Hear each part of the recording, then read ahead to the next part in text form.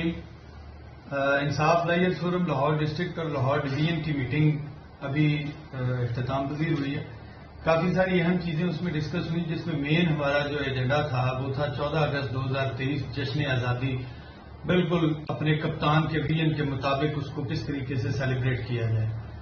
اور آپ کو صرف یہ کہنا چاہوں گا کہ راحت اندوری نے کہا تھا کہ جو آج صاحب مسند ہیں کل نہیں ہوں گے، جو آج صاحب مسند ہیں کل نہیں ہوں گے، کرایہ دار ہیں، ذاتی مکان تھوڑی ہے اور سبھی کا لہو ہے شامل اس کی بنیادوں میں، کسی کے باپ کا پاکستان تھوڑی ہے.